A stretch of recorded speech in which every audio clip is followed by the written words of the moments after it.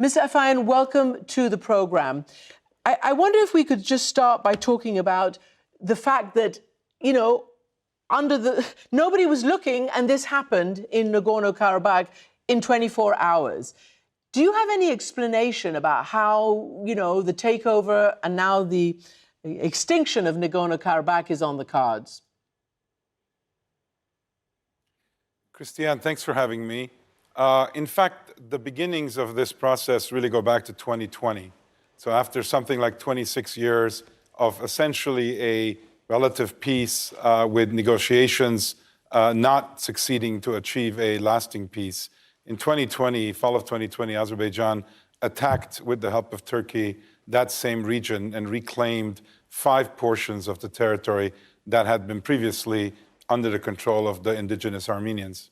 And at that time, through brokering by Russia, on November 9th, a peace agreement was agreed to, which then provided for so-called peacekeepers to be on the ground. 2 years later, we saw an effort by the Azeri forces to now impose a blockade. And about 9 months ago, a blockade was imposed on that region, on the remaining region, which essentially prevented food or medicines or fuel to enter that region, with very frequent cuts in electricity and gas supplies. That, after 9 months, led to people being in a very, very panicked situation.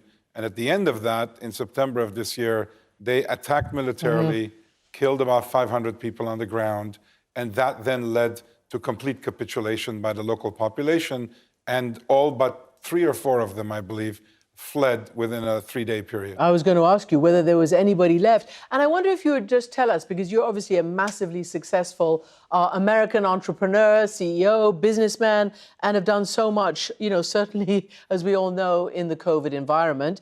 What is your connection and your personal reasons for, you know, trying to sound the alarm and, as we said, to make sure this never happens again?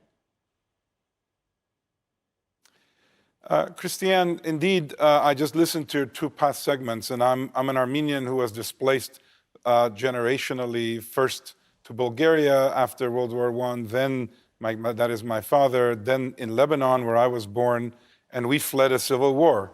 Some of the region is now in flames, as it was when I was a teenager, when we escaped.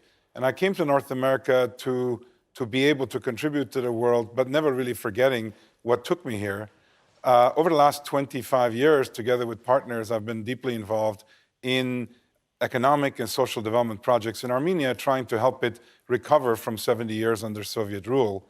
And part of that has also taken me down the path of doing humanitarian projects, not in Armenia only, but all over the world, by starting a humanitarian initiative and prize called the Aurora Prize.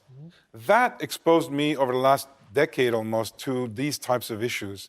And frankly, I was quite pleased that a century after my grandfather and his family were persecuted by Ottoman Turks, I was in a position not only to help other people fleeing oppression and genocide around the world through our projects, but also to feel comfortable that this would never happen to Armenians again.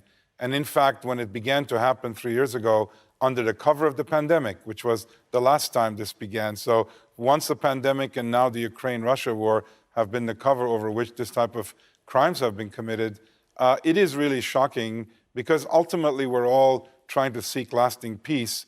But what you observe, what I observe, is that when the world stands by and observes injustice and doesn't do anything, then it's not only difficult to achieve justice, but it's also difficult to achieve peace. Indeed. Now, look, I want to focus on one person who you are also involved with, as you mentioned in your philanthropy. Rúben Vardanian was arrested. He was very prominent businessman. He's previously held Russian citizenship, and he did actually make his fortune during Putin's rise. Now, you worked with him along with celebrities like George Clooney and the Nobel Peace Prize winner Lema Bowie on your Aurora initiative. He's been indicted by Azerbaijan on multiple charges, financing terrorism, they say, illegal armed groups, etc. What is your reaction to the arrest and the charges? Have you any contact with Rúben? Do you think he'll be freed? What is his situation? Christiane, thanks for the question. It is indeed an extremely personal and painful situation. I have worked with Rúben Vardanian for 23 years across dozens of humanitarian and philanthropic projects in Armenia, which we've done together very closely.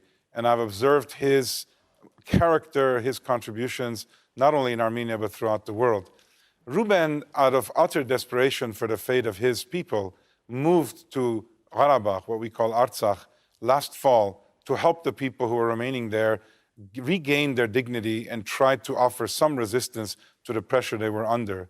And for doing that over a 3-month period as the state minister, which he was between November and February of 2023, he essentially stayed there after he ceased being state minister and was doing humanitarian projects on the ground, helping people cope with the circumstances. When this war happened, this very sudden war happened over a day, and people escaped, Rúben, in turn, as had been publicly stated by the Azeri government, that people would essentially be free to go, Rúben, like others, sought to leave to go back to Armenia. And in fact, he was arrested and charged with all sorts of things that have no factual basis, nor has any evidence been proposed or offered. And in fact, Christiane, I think that Rúben represents, in fact, a symbol of all Armenians all around the world. Rúben is, based on his both business success and giving back, I would reckon the most renowned Armenian citizen on the planet. And for them to be able to arrest him, make a show of that activity, and then charge him is something that is meant to create psychological torture to really 10 million Armenians around the world who have already gone through this once. This is the second time. When we talk about 120,000 leaving their indigenous lands, that is ethnic cleansing by classical definition. And it's not my definition, it's the definition of most international experts who've spoken up in the last months saying what's happening first with the blockade and now the resulting endgame is ethnic cleansing. So the notion that at the end of that, we would be subjected to Rúben, together with 7 other former administrators of that region, that autonomous region, being arrested and threatened by court trials, etc. I really hope that international powers do not stand by, because all these types of things do is encourage more and more and more of these types of injustice with impunity. And I think we really have to speak up against that.